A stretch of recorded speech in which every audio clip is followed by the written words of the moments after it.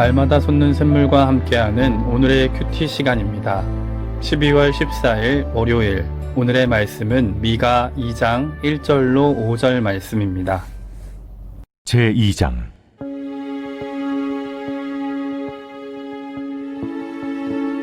그들이 침상에서 죄를 꾀하며 악을 꾸미고 날이 밝으면 그 손에 힘이 있으므로 그것을 행하는 자는 화 있을진저.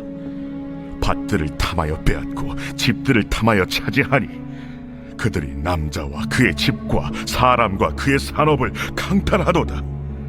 그러므로 여호와의 말씀에 내가 이 족속에게 재앙을 계획하나니 너희의 목이 이에서 벗어나지 못할 것이요 또한 교만하게 다니지 못할 것이라. 이는 재앙의 때임이라. 그때 너희를 조롱하는 시를 지으며 슬픈 노래를 불러 이르기를 우리가 온전히 망하게 되었도다. 그가 내 백성의 산업을 옮겨 내게서 떠나게 하시며 우리 밭을 나누어 패역자에게 주시는도다 하리니. 그러므로 여호와의 회중에서 분깃의 줄을 댈 자가 너희 중에 하나도 없으리라. 새로운 아침입니다. 여호와 로이, 하나님은 우리의 목자십니다. 우리는 여호와께서 모레셋 사람 미가에게 주신 북이스라엘과 남유다에 관한 묵시를 듣고 있습니다. 미가란 이름은 미가야의 축약형으로 여호와와 같으신 이가 누구입니까? 라는 뜻이 있습니다. 미가서는 샤마, 즉 들으라는 말씀으로 시작되는 3개의 단락으로 구성되어 있는데, 첫째 단락은 1장과 2장, 둘째 단락은 3장에서 5장, 그리고 마지막 단락은 6장과 7장입니다.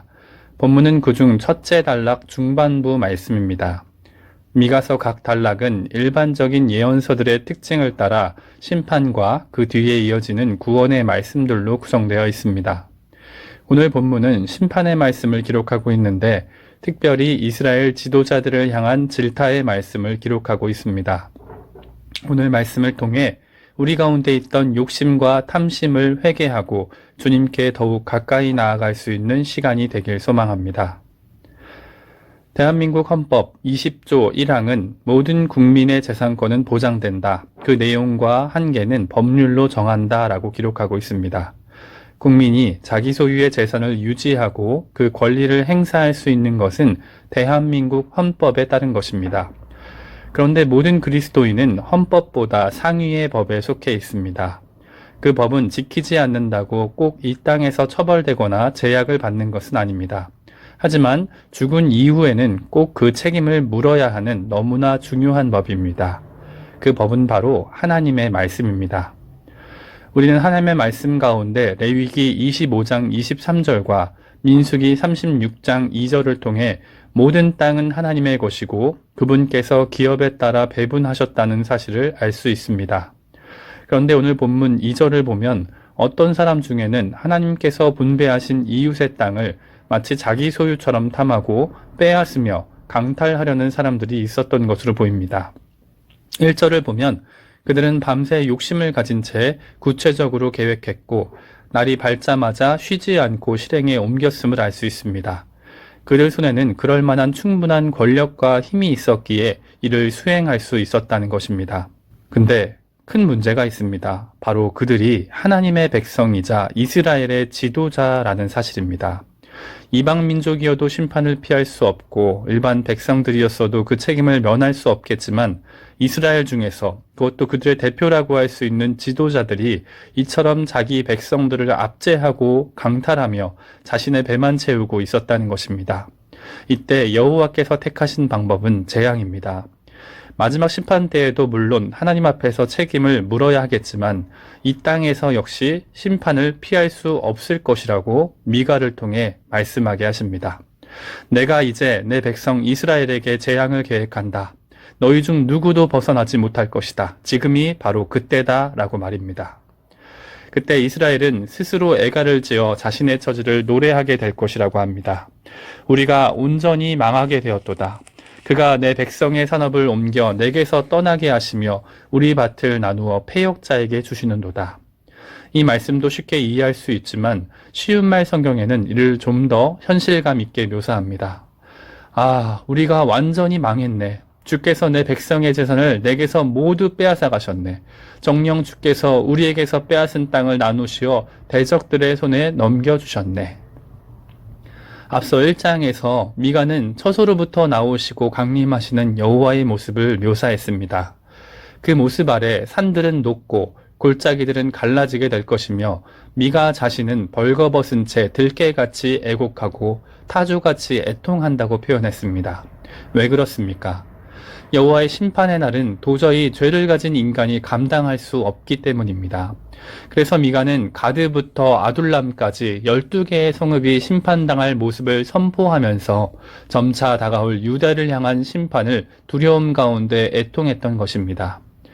이스라엘이 약속의 땅에 빼앗기고 그 소유물까지 잃게 된다는 것은 참 두려운 심판의 소식입니다. 그런데 더 안타까운 것은 2장 1절부터 5절까지 나온 심판의 묵시는 이제부터 시작될 끔찍하고 커다란 재앙의 그림자에 불과하다는 사실입니다.